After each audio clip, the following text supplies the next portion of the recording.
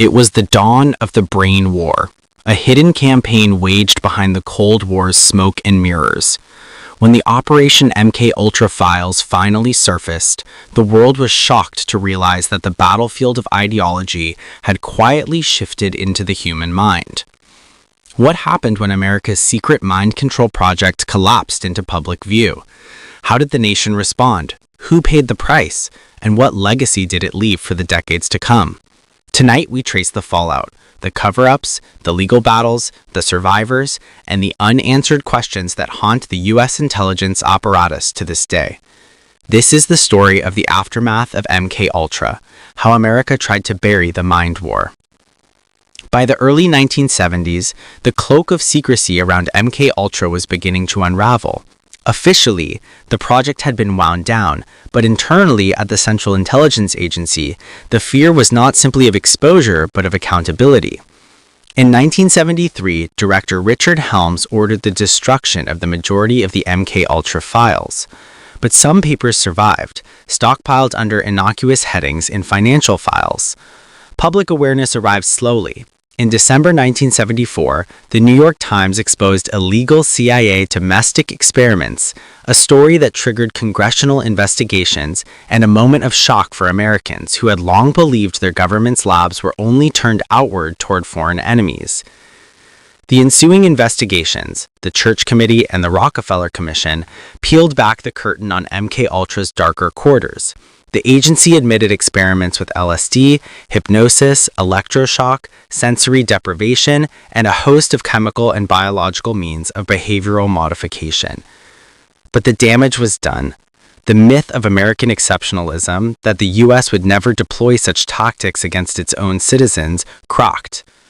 Victims of experiments, many of them hospitalized patients, prisoners, sexual offenders, psychiatric patients, even ordinary civilians, came forward. The dark irony emerged. The very principles of liberty and consent that the U.S. claims to defend were violated within its own borders under the banner of national security. In 1977, the Senate held joint hearings before the Select Committee on Intelligence and the Health and Scientific Research Subcommittee. The CIA's then director, Stansfield Turner, testified that the agency was horrified by covert drugging of unwitting subjects. But he also admitted that large gaps remained. So many records had been destroyed that full accountability was impossible. One of the most notorious incidents tied to MKUltra was the death of Frank Olson, a U.S. Army scientist and CIA civilian who plunged from a New York hotel window in 1953 after being secretly given LSD. His death symbolized the consequences of the mind war gone wrong. In 1975, the Ford administration offered an apology and settlement to his family, yet many details remained classified and contested. Victims and their families brought lawsuits. Many succeeded, many did not. Ethical standards of medical research changed. The idea of informed consent gained a new urgency. Funding for non-consensual human experimentation within the intelligence and defense sector was increasingly restricted. But the deep scars of the experiments remained. Survivors testified of lives shattered, trust destroyed, and memory evacuated. The MKUltra story is also a story of cover-up culture. With the destruction of documents, the CIA created layers of plausible deniability. Researchers investigating behavioral control later found themselves frustrated by missing files, missing names, missing data. As scholars note, we piece together in fragments what one had hoped would be whole. Why did the CIA feel the cover-up was necessary? Because in the Cold War context, the mind was a battlefield. As Director Alan Dulles had warned, the battle for men's minds was real, and the Soviets were believed to be winning. But what America discovered was that the war within could inflict far more damage than the war without. In the aftermath, institutions across the U.S., hospitals, prisons, military bases, were scrutinized. IRBs gained new power. The idea that government research could experiment on unwitting citizens shifted from conspiracy theory into mainstream public policy debate. The nature of intelligence agencies changed. Oversight became more intense, though still incomplete. What is the legacy of MKUltra today? Firstly, the memory of thousands of test subjects who never gave real consent, whose brains became battlegrounds. We can never fully know the exact number. Estimates include over 100 sub-projects conducted at universities, hospitals, prisons, and research labs.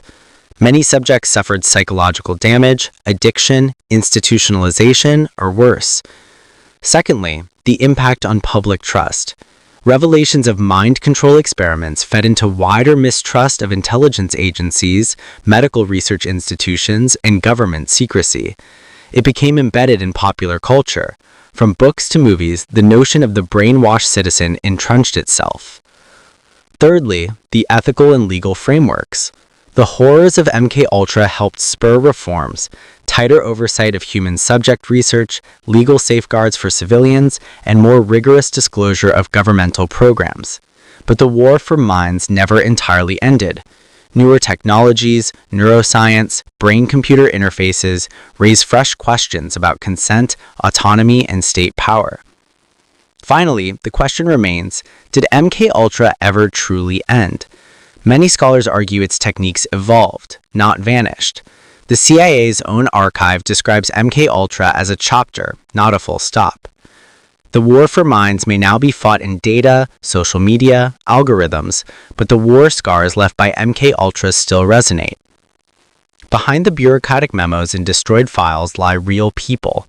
In one case, a former prisoner described hallucinations and paranoia after being dosed with LSD under the program's prison subproject.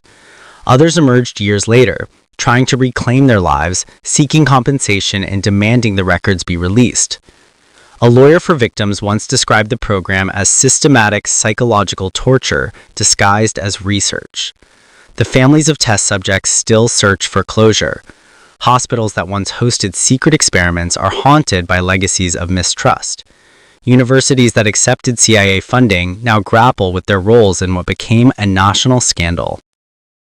The mind war may belong to the past, at least on record, but the echoes of the battlefield linger.